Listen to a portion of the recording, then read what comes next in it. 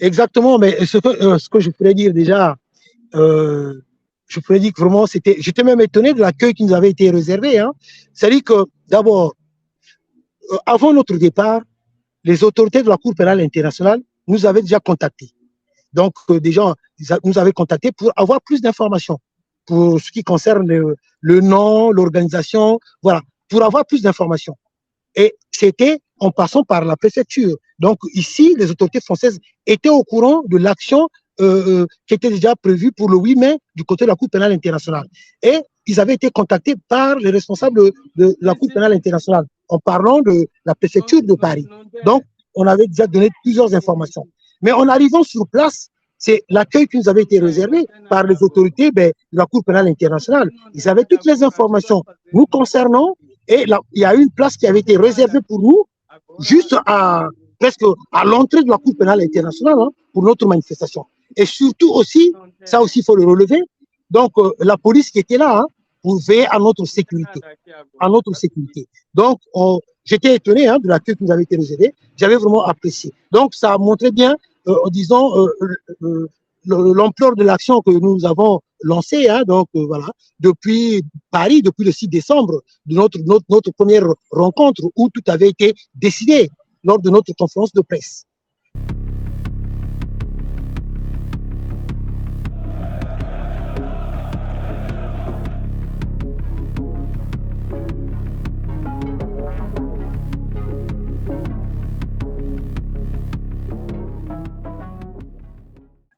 Chers téléspectateurs, vous êtes près de 500 000 abonnés à nous faire confiance, mesdames, messieurs. Merci de suivre Droit de savoir avec Roland Lévinitou et Chris Bouiti, ainsi que Ziki Maungu, défenseur donc des droits humains et engagé pour la démocratie et la justice au Congo. Brazzaville, bonjour chers messieurs. Bonjour, Monsieur Christian Perrin. C'est toujours un plaisir d'être invité sur votre plateau et sur un média qui est très suivi par des Congolais. Merci beaucoup. Bonjour, Ziki Maungu. Merci bien pour la parole, Monsieur Christian Perrin et mon frère Chris Bouchi et le doyen Roland Lévy-Nico, exactement. Merci. Que le Congolais suive. Roland Lévy-Nico, bonjour. Bonjour, bonjour, mon cher frère Christian Perrin, bonjour, bonjour. Merci. Bonjour. Merci d'être là, très dynamique comme d'habitude. Alors, dites-nous, le 8 mai dernier, vous étiez à La Haye devant la Cour pénale internationale pour un sitting. Ça s'est bien passé? Ça s'est très bien passé, ça s'est très bien passé. On était aussi attendu par les Congolais de l'Allemagne, Belgique, mais qui étaient arrivés déjà avant nous. Mais vu que nous, vu la distance en quittant Paris, on était parti un peu en retard. Donc, le temps qu'on est arrivé, ils nous ont pas attendus, mais il y avait des Congolais de l'Allemagne et Belgique qui s'étaient aussi mobilisés. Donc, du coup, on avait trouvé aussi ceux-là qui étaient déjà sur place, qui avaient attendu. Vraiment, c'était bien, ça s'est très bien passé. Vraiment, le message était bel et bien passé.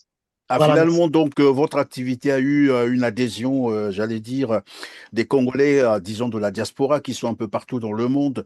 Mais alors, qu'est-ce que vous avez pu faire finalement lorsque vous êtes arrivé sur place?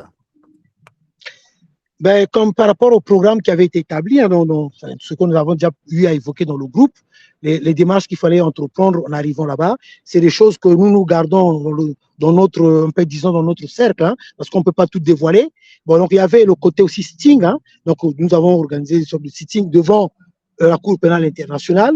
Donc, en gros, dans ce qu'on avait prévu dans le travail de la journée du 8 mai, ça, donc on avait pu réaliser ce qu'on avait pu réaliser, donc y compris le sitting, pour pouvoir mener l'action qu'on avait eu aussi à promettre, comme quoi qu'on devait être sur le terrain pour pouvoir mener l'action sur le terrain.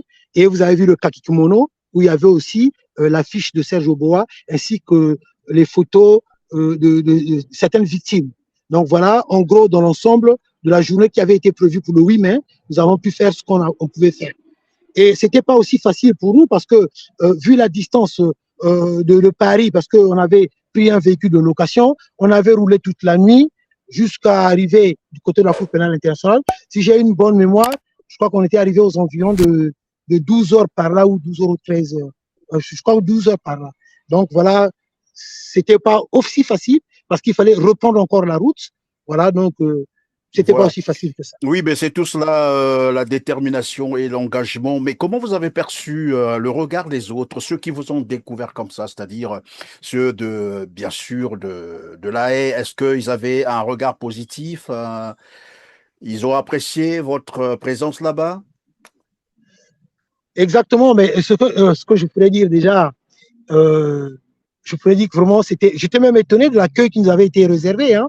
C'est-à-dire que, d'abord, avant notre départ, les autorités de la Cour pénale internationale nous avaient déjà contactés. Donc, des gens nous avaient contactés pour avoir plus d'informations pour ce qui concerne le nom, l'organisation, voilà, pour avoir plus d'informations. Et c'était en passant par la préfecture. Donc, ici, les autorités françaises étaient au courant de l'action qui était déjà prévue pour le 8 mai du côté de la Cour pénale internationale. Et ils avaient été contactés par les responsables de la Cour pénale internationale en parlant de la préfecture de Paris. Donc, on avait déjà donné plusieurs informations. Mais en arrivant sur place, c'est l'accueil qui nous avait été réservé par les autorités de la Cour pénale internationale. Ils avaient toutes les informations nous concernant et là, il y a eu une place qui avait été réservée pour nous, juste presque à l'entrée de la Cour pénale internationale hein, pour notre manifestation. Et surtout aussi, ça aussi il faut le relever, donc la police qui était là hein, pour veiller à notre sécurité. À notre sécurité. Donc, j'étais étonné hein, de l'accueil qui nous avait été réservé. J'avais vraiment apprécié. Donc, ça montrait bien, disons, l'ampleur de l'action que nous avons lancée. Hein, donc, voilà, depuis Paris, depuis le 6 décembre, de notre première rencontre où tout avait été décidé lors de notre conférence de presse. Je dois démarrer là. Ok, c'est bon, d'accord. Voilà. En tout cas, Voilà. voilà, c'est bon. Merci Roland Lévinitou d'avoir été avec nous. Voilà, il va donc partir parce qu'il est occupé. On va continuer avec Chris Bouiti et Ziki Maungu. Alors, Chris Bouiti, vous avez été bien reçu, c'est ce que Roland Lévinitou vient de nous dire. Et en dehors de cela, quoi de particulier que vous avez noté pendant cette activité? Euh, Sincèrement, hein, tout s'est super bien passé. Juste pour continuer dans l'élan de mon aîné Nitou, l'accueil s'est très bien fait. Ils ont assuré une sécurité parfaite de bout en bout, du début jusqu'à la fin. Ils sont même revenus à 2 ou 3 reprises entre le début de l'activité et la fin pour s'assurer que tout se passait super bien. Il y avait un regard très, très particulier de ces autorités-là. Ils étaient même de leur regard très contents. J'avais l'impression de voir des gens, en tout cas une nationalité qui n'a pas pour habitude de mener ce genre d'activité devant le fronton de leur bâtiment. Et des retours que nous avons eus, puisque même à la fin, on a eu à tout remettre en place. Ils nous ont mis un cadre de sécurité qui était à la hauteur. Ils nous ont accordé un espace d'expression qui était, à mon goût, répondait vraiment à notre activité. Pour moi, c'est un signal très fort qu'ils avaient envoyé parce que bon nombre de personnes croyaient que il y aurait peut-être des situations désagréables où on n'aurait pas l'autorisation à manifester parce que certains ont commencé à diaboliser cette initiative. Mais il faudrait juste qu'on rappelle aux Congolais qu'il s'agissait bel et bien d'un sit-in qui est une manifestation pacifique où des personnes s'associent dans un lieu, soit public ou symbolique, pour revendiquer, pour faire entendre une revendication ou encore pour protester. Et le but de notre sitting, justement, c'était d'attirer l'attention sur les crimes qui se passaient au Congo, d'où le rôle que vous avez vu, que nous avons eu à faire, c'est-à-dire à exposer les crimes de M. Serge Boa.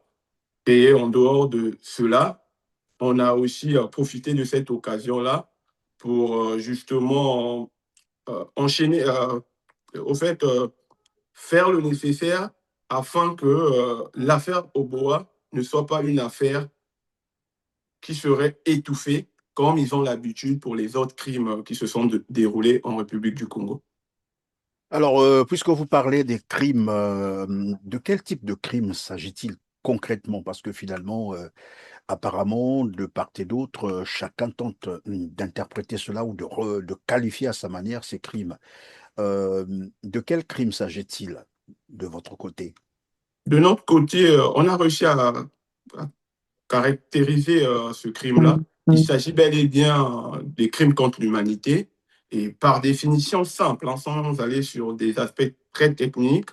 Un crime contre l'humanité, c'est tout simplement une violence organisée contre des civils menée de façon systématique ou généralisée. Et lorsque nous voyons ce qui se passe au Congo, c'est bel et bien un crime contre l'humanité qui est fait parce que, facilement, il y a une dimension d'organisation, de planification. Il y a bien une entité qui représente l'État qui s'est organisée. Il y a une démarche, il y a une dimension généralisée. Ça se passe dans plusieurs départements. Il ne s'agit pas d'un acte isolé. Il ne s'agit pas d'un crime ordinaire, comme on peut l'entendre auprès de certains défenseurs de ce régime-là. Non, on n'a pas affaire à un homicide de masse. Ça, c'est important de rappeler cela aux Congolais.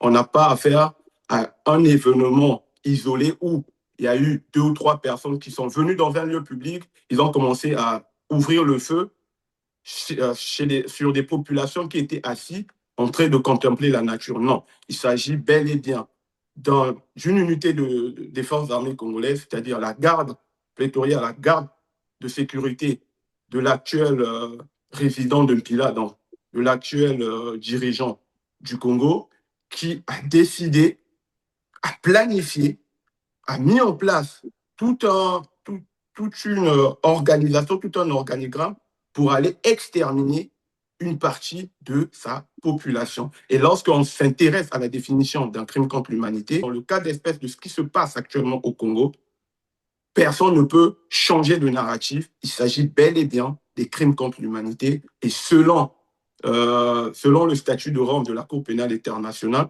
M. Oboa est bien responsable, est bien à la tête d'une unité qui est en train de commettre un crime contre l'humanité. Et ça, les Congolais ne doivent pas l'accepter. Et ceux qui ont le souci de ce peuple-là doivent se mobiliser pour arrêter cette machine à tuer et pour réclamer justice. Parce qu'il y a eu plein de crimes contre l'humanité qui se sont déroulés au Congo, qui au jour d'aujourd'hui sont classés, sont étouffés, sont mis sous le tapis. Et il est inadmissible que ce énième crime contre l'humanité suit le même schéma, c'est-à-dire qu'il y ait une volonté d'étouffer, qu'il y ait une volonté d'intimider les victimes, qu'il y ait une volonté d'annuler toute procédure de vérité dans ce cas de l'opération Zéro Kuluna.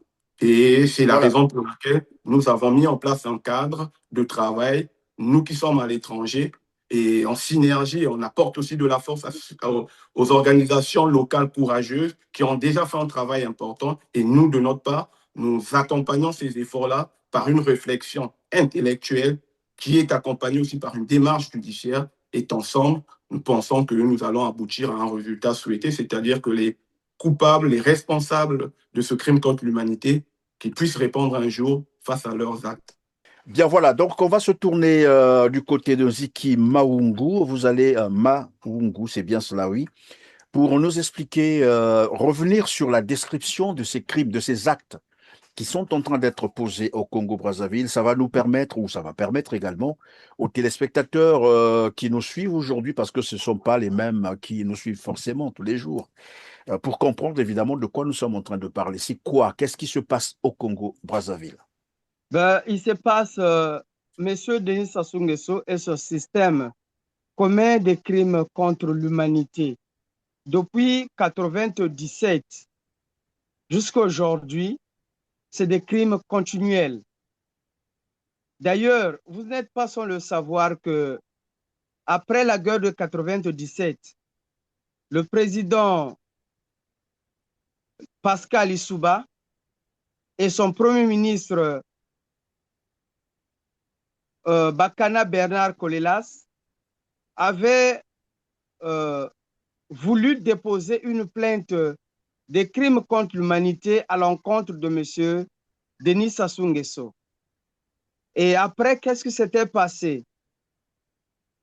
M. Denis Sassou Nguesso avait envoyé comme émissaire un certain Maurice Massengo Tchassé, qui venait démentir, en tout cas décrédibiliser les dires de gouvernement du peuple en exil au profit de M. Denis Sassou Nguesso. Les Congolais ne le savent pas. Les rôles que M. Maurice Massengo Tchassé avait joués. Nous sommes là en 98. Ouais. Oui, mais est-ce En qu'on peut 80. revenir sur les crimes actuels, c'est-à-dire les activités que vous êtes en train de mener maintenant là? Merci bien. Elles Merci portent bien. sur quoi concrètement? Parce que sinon, on va refaire l'historique de tout ce qui s'est passé avant et le temps qui nous est imparti ne nous permettra peut-être pas de finir. Ce qui se passe Merci bien. actuellement, la description, c'est quoi concrètement? Merci bien, monsieur Perrin. Il se passe là des crimes contre l'humanité qui a été commis par M. Denis Sassou Nguesso et son système. On parle là de crimes de masse qui touchent la couche sociétale congolaise. Et de toutes les régions, les jeunes gens sont défense, sont assassinés, que nous appelons les présumés Kuluna. Et eux, ils les appellent les Kuluna, c'est-à-dire que les gens qui sont déjà désignés comme coupables. Alors que pour que quelqu'un soit désigné coupable, il doit être envoyé à la justice et la suite, nous la connaissons. Donc, ce qui se fait, c'est un forfait commis par le régime machiavélique qui finalement veut protéger son pouvoir parce que quand on veut assassiner son chef, on l'accuse de rage. C'est ce que M. Denis Sassou Nguesso et son régime, ils sont en train de commettre. D'ailleurs, M. Oboa, qui est l'homme de main de M. Denis Sassou Nguesso, il a reçu les ordres de Denis Sassou Nguesso, alors que les policiers, ce sont des auxiliaires de la justice. Quand on est auxiliaire de la justice, on établit les effets et on les envoie. C'est comme ça qu'on établit une plainte. Vous comprenez par là que cette procédure n'est pas entamée. Et donc, il y a un hors-la-loi qui est M. Denis Sassou Nguesso, qui prend juste son téléphone et arrange tout, décide qui va vivre et qui va mourir au Congo, Brazzaville. Voilà pourquoi le noyau qui travaille pour le bien des Congolais, à la tête le président Roland Lévinitou, Chris Bouchi, le président, le doyen Armel Vianney-Luamba, notre sœur Ngoulou d'Afrique, moi-même et les autres, ont saisi la Cour pénale internationale. En passant par qui? Par la saisie des hommes de droit. Donc, le collège des avocats étrangers qui sont bien outillés pour mener à bien cette opération de mettre hors d'état de nuire dans le cadre judiciaire M. Denis Sassou Nguesso. Merci Ziki Maungu, merci donc de cette réponse. Je vais donc m'adresser encore à Chris Bouti, mais je voudrais qu'on insiste sur la description de ces crimes. C'est très important pour ceux qui nous suivent et qu'ils comprennent exactement de quoi nous sommes en train de parler et sur quoi vous êtes concrètement. Est-ce qu'on peut y revenir, ce que vous qualifiez de crime contre l'humanité? Oui, pour ça, il y a plein d'exemples de témoignages qui nous est transmis par les parents des victimes. Je vais vous prendre un exemple simple d'un cas qui date pas de 3 mois, si mes souvenirs sont bons. Je crois que c'était en mois de février ou janvier. Il y a un membre de la famille d'une victime qui m'avait contacté par nos canaux de communication officiels, où il y avait un chauffeur de voiture, un chauffeur de route qui fait le tronçon d'Olivier-Pointe-Noire. Et ce dernier a été arrêté dans le cadre de l'exercice de son travail. Donc, il était en train d'exercer sa profession. Il a croisé le chemin de l'unité de la DGSP et ces derniers l'ont descendu, l'ont ramené dans une direction inconnue.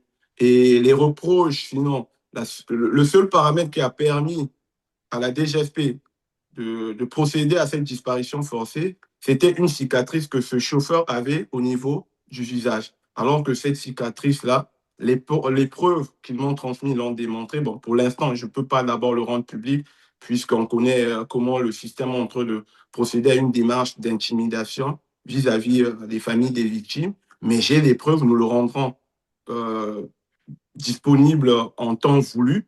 Et il m'a transmis les preuves de l'accident qui avait occasionné cette cicatrice-là. C'est-à-dire, il était dans l'exercice de sa fonction. Malheureusement, il a eu un accident de route où le visage a été défiguré, donc il fallait des points de suture.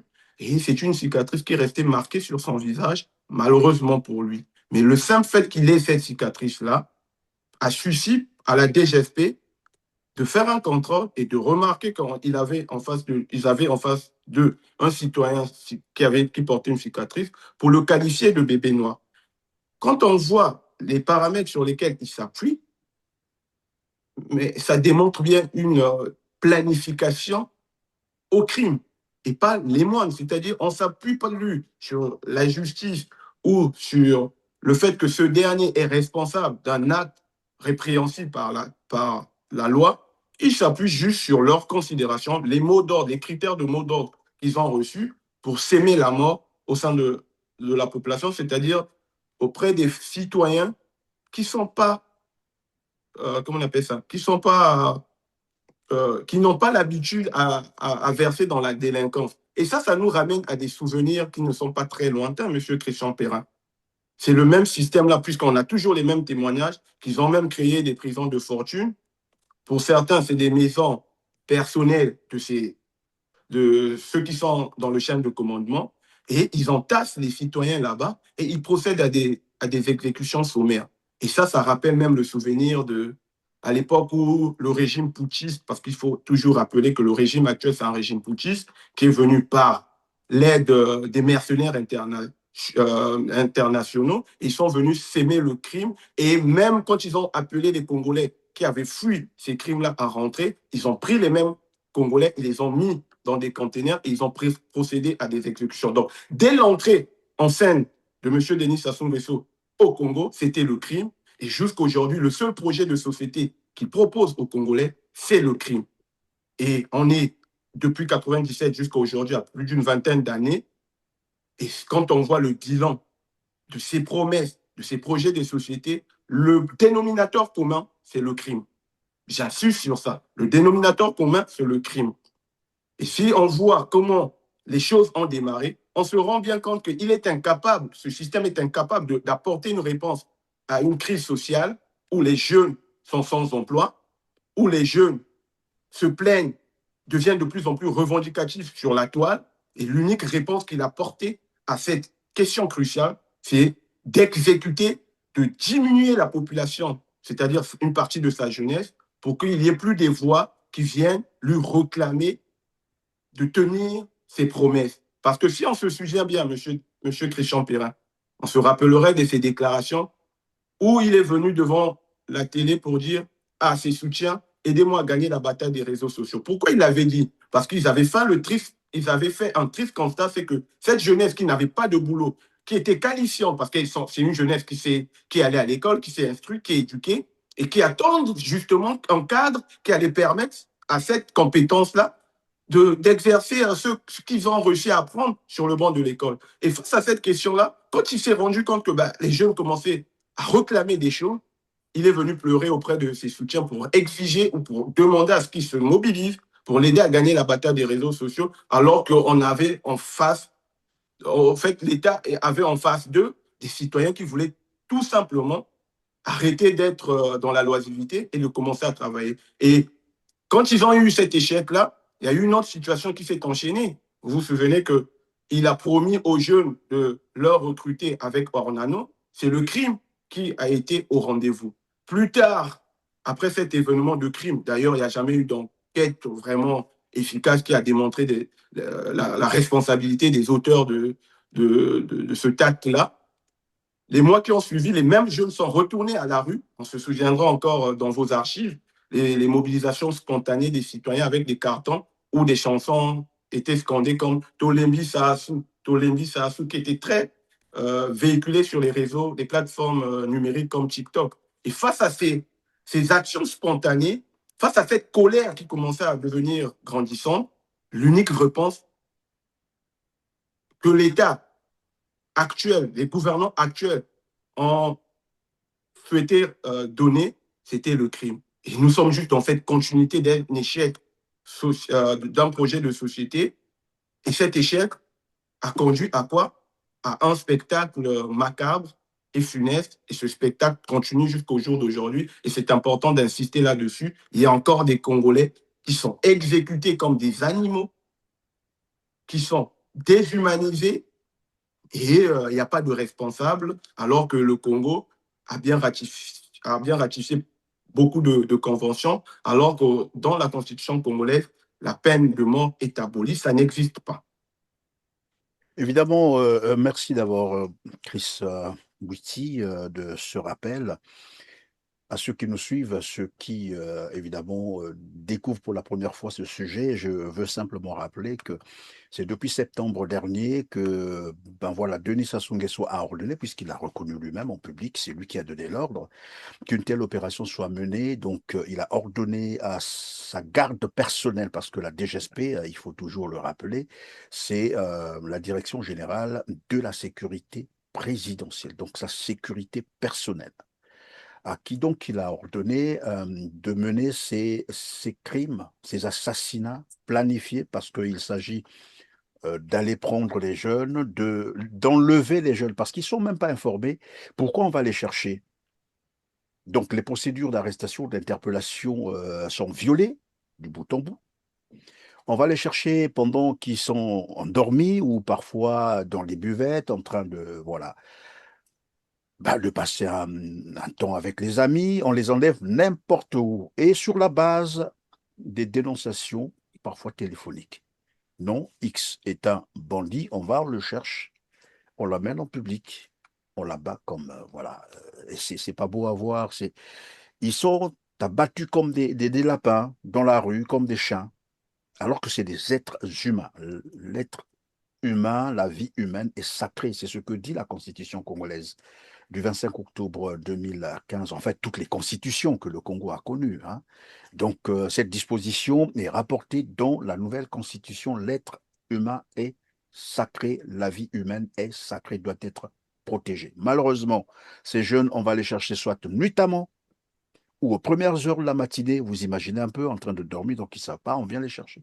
On va les exécuter en public. Les images existent. Bon, nous n'allons pas utiliser les images parce que vous savez le pourquoi, au risque d'être en porte-à-faux avec les standards des plateformes que nous utilisons, mais il y a des jeunes qu'on a pris les mains attachées au dos, donc ligotés comme des animaux. Des jeunes donc qui ne présentent même pas une résistance, même pas une menace. Et les voilà qui sont abattus à bout portant en public. Les corps des victimes sont abandonnés, donc profanés. On les laisse là 48 heures. On demande à la famille de ne pas toucher à ces dépouilles, à ces corps. Ils reviennent 2 jours après pour chercher le corps et le font disparaître. Là aussi, on se pose la question, le pourquoi? Est-ce qu'on les enterre dans des fosses communes? Est-ce que c'est un trafic d'organes? Parce que tout ça aussi, il faut commencer à regarder. Est-ce qu'ils ne font pas, derrière ces crimes, aussi des trafics d'organes? Sinon, pourquoi faire disparaître les corps? Mais quand cela se passe, c'est sans procès. C'est-à-dire les exécutions sommaires. On a pris quelqu'un, on l'a abattu sans même l'écouter, sans lui donner la possibilité de se défendre, de s'expliquer. On l'abat, on l'achève comme un animal. Et ça se passe au Congo, Brazzaville. C'est pas une personne, c'est pas deux, c'est pas trois, comme on a dit. C'est des centaines. Et l'OCDH, donc l'Observatoire congolais des droits de l'homme, dans son rapport 2026, ressort plus de 400 jeunes exécutés. Plus de 4. Ça, c'est ce qui a été voilà, répertorié. Mais il y en a des disparus, donc les disparitions forcées. Et d'ailleurs, quelqu'un nous parlait même de plus de 1000 jeunes déjà exécutés. Comme ça, dans ces conditions que nous sommes en train de vous expliquer. Et ça, c'est démontrable. Les images existent. C'est affreux. Imaginez un homme qu'on abat et généralement, ils sont abattus à la tête. Donc, on explose la tête. Vous voyez le cadavre juste dans le sang, avec tout ce qui suit. Et on laisse ça comme ça en public pour je ne sais pas quelle raison. Effrayer les familles, c'est ça? Ou les habitants pour dire, ben regardez, si vous avez des velléités de, voilà, si vous avez des intentions de vous révolter, voici ce qui vous attend. Ça ne s'arrête pas là. Après, ils reviennent casser les maisons des familles dont les enfants sont suspectés d'être des bandits. Casser et brûler les maisons des familles. Après, on vous dit, vous ne vendrez pas cette parcelle avant 5 ans. Ensuite, ce n'est pas fini. Ils reviennent faire signer des moratoires à ces familles pour leur dire, prenez un engagement de ne pas poursuivre, de ne jamais poursuivre la DGSP. Dès lors qu'on demande cela à une famille, mais ça dit tout, ça veut dire que ça a été planifié. C'est voulu faire mal et faire taire les gens pour leur dire, malgré ce que nous sommes en train de faire, les crimes que nous commettons, vous n'avez pas le droit de nous poursuivre en justice. Voilà de quoi on est en train de parler. Au Congo, ça se passe au Congo. Sous Denis Sassou Nguesso, les crimes de Denis Sassou Nguesso, si on y revient, nous allons passer toute la journée ici, peut-être une semaine en train de, voilà, de les rappeler, il n'y en a que trop. Et voilà un peu sur quoi, évidemment, sont en train de travailler les jeunes que nous avons reçus sur ce plateau, voilà, et qui étaient évidemment à la CPI pour aller dénoncer ces crimes, parce que ce n'est que trop. Et le constat fait, c'est comme vous le venez de le rappeler, les premiers crimes, il a été protégé. Il est toujours protégé par ses soutiens, curieusement, et que maintenant vous avez décidé d'aller jusqu'au bout. C'est ça, Chris? Exactement. Notre démarche, c'est une démarche qui est animée par une volonté d'aller jusqu'au bout, peu importe les intimidations, peu importe la machination du système, parce que nous connaissons aussi les méthodes. Nous sommes organisés pour qu'enfin les voix des victimes soient entendues. Pourquoi nous avons choisi ces instances-là? Et c'est important de le rappeler parce que certains nous font un faux procès. C'est d'ailleurs honteux, connaissant les réalités congolaises. Nous savons bien qu'au Congo, la justice est aux ordres. La justice est sous influence des gouvernants, c'est-à-dire des acteurs politiques. Nous le voyons pour beaucoup de cas Non, mais la d'espèce. preuve, elle est là. On tue les gens en plein public, comme vous disiez, en pleine rue. La justice ne s'autosaisit même pas, ne dit rien. Toutes les institutions sont aux abonnés absents. Personne ne parle, ni le gouvernement, ni le Sénat, ni l'Assemblée. Personne n'interpelle. Ces bandits, il faut les appeler comme ça. C'est des criminels qui tuent en toute impunité au Exactement. Et Congo. face à ces criminels-là, on est en train de justement d'apporter une réponse alternative pour qu'enfin ces criminels-là, et même les autres, hein, leurs collègues, même ceux qui ont de la responsabilité étatique, les ministres, c'est-à-dire qu'ils sont complices de crimes. Le gouvernement actuel est complice de ce crime. Vous avez Et rappelé que tous les même membres, bien sûr. Dès lors qu'un membre du gouvernement ne démissionne pas dans ces conditions-là, ça veut dire qu'ils sont tous complices. Exactement, en commençant par le Premier ministre actuel qui est M. Koliné Makosso et les autres, ils sont complices de ce crime contre l'humanité. Et ça, il faut qu'on leur rappelle, parce que l'État est une continuité et qu'ils ne pensent pas qu'ils vont bénéficier de cette protection. de celui qui est à la tête éternellement. Il est un humain, il est appelé à partir. La loi de la nature va le rattraper. Ils n'ont pas le même âge. Colini Makosso n'a pas le même âge que M. Denis Sassou Nguesso. Donc, eux tous là, qui pensent qu'ils ont une immunité éternelle, le temps va le leur rappeler. Et quand on est en train de les citer, c'est pour leur rappeler leurs responsabilités. Ils sont au jour d'aujourd'hui comptables de ce crime-là parce qu'ils avaient la possibilité, au vu de leur fonction, de dire c'en est de trop. Mais ils ont préféré applaudir et c'est important de leur rappeler qu'ils sont comptables. Et c'est d'ailleurs notre démarche, c'est d'aller vers les instances qui pourraient un jour les interpeller eux aussi pour complicité et pour répondre de leur... Pardon? Voilà. Pardon, Pas l'oublier, Ziki. comme M. Denis Sassou Nguesso. Mais lui, c'est le donneur d'ordre. Personne ne peut l'oublier, ni les instances internationales, ni les Congolais, parce qu'il est la racine du mal, du crime chez nous. Et ça, Merci tous les bien. Congolais le savent. Il est l'auteur d'une grande partie des crimes les plus odieux. Certaines personnes, donc moi, nous les jeunes, nous le considérons comme étant le Hitler africain. Pour moi, Denis Sassou Nguesso, jeune Congolais, est un Hitler. De la même manière que Hitler a sémé des souvenirs très odieux à ceux que vous connaissez, pour nous également, jeunesse congolaise, il nous a livré qu'à la mort. Il n'a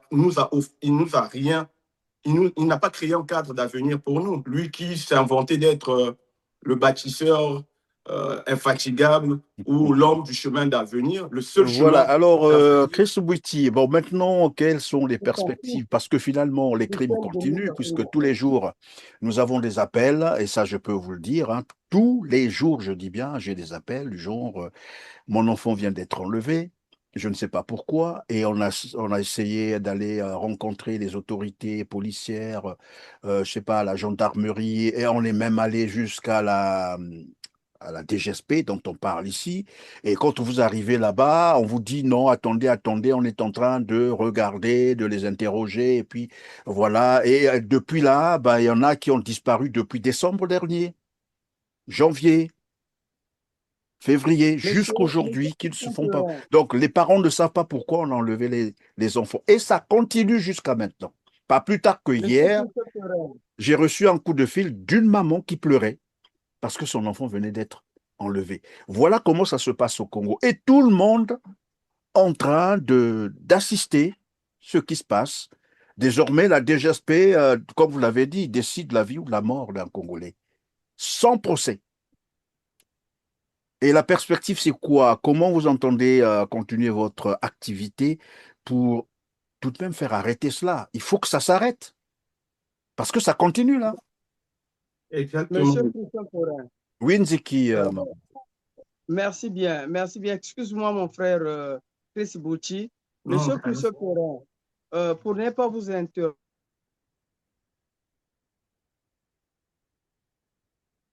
D'avoir un petit souci Internet. Bon, en attendant qu'ils se reconnectent ou qu'ils reviennent. Alors, Chris Witty, c'est Oui. quoi les perspectives? Qu'est-ce que vous envisagez faire encore pour continuer, évidemment, la continuité, j'allais dire, de votre activité? Exactement, il y aura forcément une continuité. Et comme on avait dit, hein, si certains pays, je prends l'exemple de la Côte d'Ivoire pour la question judiciaire des prisonniers d'opinion qui étaient Charles Blé Goudé, ils se sont battus pendant 10 ans pour faire entendre la voix de ces derniers-là, donc Laurent Gbagbo et Charles Blé Goudé auprès de la CPI. Nous également, Congolais, on prendra le temps nécessaire pour continuer à exercer une pression collective afin que, qu'il y ait déjà que les victimes bénéficient d'une protection, c'est important. Mais ça, pour que ça arrive, il faut continuer à exercer une pression, il faut continuer à visibiliser les victimes, comme vous avez souligné, et c'est un travail remarquable que nous faisons tous collectivement, c'est-à-dire vous, les journalistes, les médias, vous nous aidez dans ce sens-là, vous continuez à visibiliser, et nous aussi qui sommes sur une action d'activisme de terrain, c'est à nous aussi de continuer à maintenir la pression, parce que c'est cette pression-là qui va constituer et va nous permettre de créer de l'étau face à ce régime-là, et enfin que ces partenaires-là finissent par diriger leur regard sur le cas du Congo. Et les actions seront nombreuses, Monsieur Christian Perrin. Je vous prends un exemple simple. En mettant en place déjà un outil qui permet de continuer à répertorier ces crimes-là et continuer à montrer qu'il ne s'agit pas d'un crime ordinaire où on a tué que 10 à 15 Congolais. Alors, il faudra vraiment continuer à documenter, à visibiliser ces victimes-là. Et en dehors de ça, le Congo a des partenaires, et comme vous-même avez dit, bénéficie aussi d'un soutien de certains pays. C'est important que nous, fils du Congo, allons taper à ces portes-là pour leur rappeler leur devoir. Le devoir de d'un État comme la France, c'est pas par exemple si un maire, c'est pas leur rôle, c'est pas d'héberger des auteurs des crimes contre l'humanité. Pour le cas de M. Serge Oboa, il a bel et bien une résidence en France qui est identifiée. Notre rôle aussi en tant que citoyen, c'est d'interpeller les élus de la France, de leur dire, écoutez, dans vos villes, il y a un criminel contre l'humanité et avec la notion de la compétence universelle, c'est facile pour la justice française de se positionner sur cette question-là, car elle a compétence de sanctionner des gens comme M. Serge Boa et ses complices. Et en dehors, il n'y a pas que la justice française. On peut taper à d'autres juridictions que nous connaissons tous ou d'autres institutions. Donc ce travail-là se poursuivra, ça c'est sûr et certain. On ne va pas baisser les bras. Déjà le mois prochain, on a d'autres actions parce que nous avons répertorié un agenda, comment on appelle ça, un ensemble, un packaging d'actions que nous allons déployer mois après mois, trimestre après trimestre, jusqu'à ce que nous aurons le résultat souhaité et nous promettons aux Congolais d'aller jusqu'au bout et nous aurons gain de cause, ça c'est sûr. Parce que face à la criminalité, face à la barbarie, lorsqu'on a des citoyens déterminés, la vérité finit toujours par triompher et le peuple finit toujours par gagner. Ça s'est passé ailleurs, il est hors de question que chez nous, ça ne se passe pas. Mais il faudra qu'on continue à être déterminé, il faudra que les Congolais comprennent les enjeux de cette initiative parce que nous sommes une coalition. J'insiste, il ne s'agit pas du travail uniquement de Chris Muichi ou de mes autres aînés qui sont là, c'est-à-dire mon aîné Nitou ou mon aîné Maungu. Non, c'est un travail d'ensemble. Le pool d'avocats est constitué par un cabinet et c'est renforcé par d'autres avocats. Et nous invitons, c'est un appel que nous insistons encore, nous invitons les avocats qui sont animés les avocats congolais qui sont animés par un esprit d'intérêt général de venir nous aider aussi, qu'ensemble, on arrive à apporter une réponse efficace face à la barbarie. Et en dehors de ces noms cités-là, d'autres aussi qui pensent qu'ils ont une compétence à apporter, ils ont une contribution, soit physique ou intellectuelle ou financière, parce que les finances aussi, c'est un élément important. Et c'est tout ça là qui va nous aider à continuer à maintenir cette pression-là, parce que face à la barbarie, face à un régime qui a un pouvoir économique, puisqu'ils sont des corrompus et des gens qui pillent le Congo, la preuve en est, vous voyez vous-même la crise sociale qui est en cours, un pays pétrolier qui est gavé de pétrole. Comment expliquer que les Congolais n'arrivent même pas à aller s'abreuver, n'arrivent même pas à aller trouver du Ils n'ont pétrole même dans pas d'électricité stable, les... pas d'eau potable, et ça c'est très grave, pas de services sociaux de base. Alors Ziki Exactement. Maungu, nous sommes à la fin de cette émission. Je vais vous laisser donc conclure. Vous avez quelque chose, et tout à l'heure, vous étiez en train d'intervenir quand malheureusement le réseau a fait défaut. Alors donc vous pouvez continuer et conclure pour cette émission.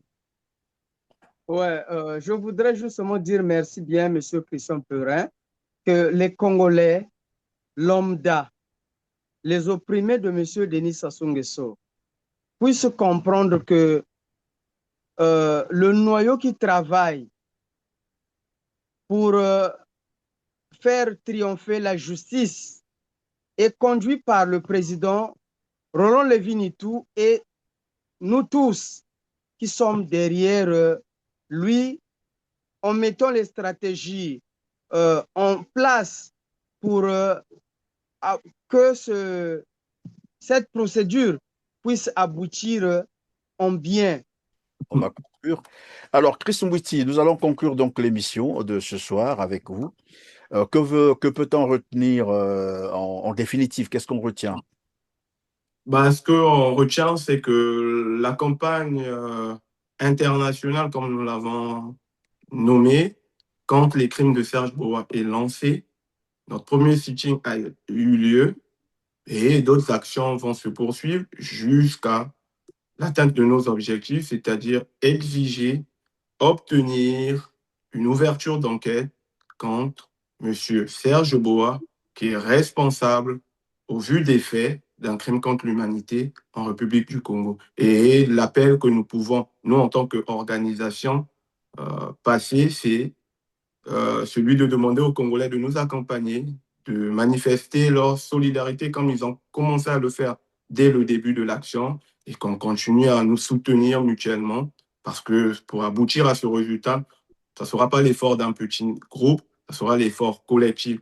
Nous vous remercions, vous, médias, parce que lorsque vous nous proposez un tel cadre, ça contribue à amplifier notre action, à visibiliser ce que nous sommes en train de faire. Et c'est important tous de fournir ces efforts mutuels et nous espérons arriver jusqu'à la Mais est-ce gare Tombouctou. que vous arrivez, parce que vous êtes une organisation, vous me disiez que votre organisation est désormais reconnue officiellement parce que vous avez déjà 5 ans d'existence en France. Cela veut dire que vous avez la possibilité également d'écrire aux représentations diplomatiques, notamment au niveau de la France. Vous pouvez écrire aussi à l'Élysée, pourquoi pas Matignon.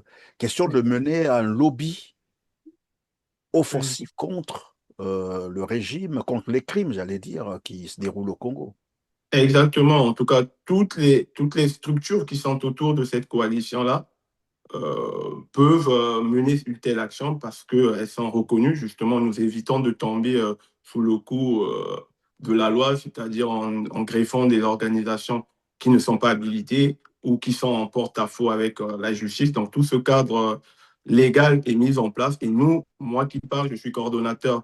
J'ai pris fonction récemment, mais avant, j'étais porte-parole du mouvement Ras-le-Bol, donc de la section France du mouvement Ras-le-Bol. Et au jour d'aujourd'hui, je suis coordonnateur principal du mouvement au niveau de la France. Donc, je parle au nom de l'organisation. Oui, nous sommes reconnus. Oui, nous pouvons mener ces actions. Et c'est dans le cadre de nos missions. Et c'est ce que nous faisons. Dans le passé, nous avons déjà eu à mener de telles initiatives-là. Pour laquelle c'était pour dire que nous irons taper aux instances pour qu'un regard soit mis sur ce qui se passe au Congo. Nous ne disons pas qu'ils ne font pas déjà un travail, mais c'est à nous de les inviter, d'appuyer notre mobilisation afin qu'ils prêtent un regard très attentionné, parce que ce qui se passe au Congo mérite vraiment beaucoup plus d'attention, parce que Oui, c'est mais c'est là inadmissible. que je disais, donc si vous combinez vos forces, voilà, vous conjuguez vos forces avec l'organisation avec qui vous travaillez, notamment les Indignés 2242 de Roland Lévy-Nitou, votre organisation, Ras-le-Bol, c'est déjà une force. Vous pouvez, comme qui dirait, hein, dans ce genre de lutte, on n'a pas besoin de toute la population, on n'a pas besoin de tout le monde Exact. non plus. 2, 3 personnes engagées, déterminées peuvent conduire une lutte jusqu'au bout. Exactement. Je tiens vraiment à insister, M. Champérin. Oui, nous sommes la partie de l'iceberg et je tiens à ne pas oublier d'autres voies, parfois qui ne sont pas visibles, qui fournissent aussi des efforts colossaux. Donc, c'est tout ce noyau-là, c'est-à-dire nous, organisations visibles, parce que nous avons pris des responsabilités à rendre compte de tous les efforts consentis avec les autres. Donc oui, tout ce travail-là, nous le menons, nous qui sommes visibles et d'autres soutiens autour, d'autres voix importantes, d'autres profils très intéressants. C'est ensemble que nous fournissons ces efforts-là. Et oui, toutes ces démarches-là sont incluses dans notre agenda. Et vous-même, vous allez le voir au fur et à mesure que nous avançons. Nous allons le dérouler. Et déjà, le mois prochain, nous avons une autre action qui va se dérouler ici en France contre M. Serge Bois. Et je pense que cette action aussi aura son importance et des retombées que nous souhaitons, comme nous l'avons vu au niveau de la CPI lorsque nous sommes allés. Vous avez tous vu ce qu'il y a eu comme retour et nous continuerons à mener ces efforts-là dans la durée. Merci d'avoir participé à cette émission. Merci à Roland Lévy-Nitou qui est parti parce que occupé par le boulot. Merci à Chris Mwiti qui est resté avec nous. Merci à Anziki Maungu qui aussi est intervenu au cours de cette émission. Grand merci à vous, mesdames, messieurs, de nous avoir suivis, de nous avoir encore fait confiance et nous vous remercions pour cela. C'est très important, comme je le disais à l'entrée du jeu, c'est qu'aujourd'hui nous célébrons en fait les 500 000 abonnés sur nos plateformes, les deux, Facebook et YouTube. Nous sommes donc très reconnaissants pour cela et grand merci pour cette confiance, mesdames, messieurs. On se dit au revoir et à très bientôt.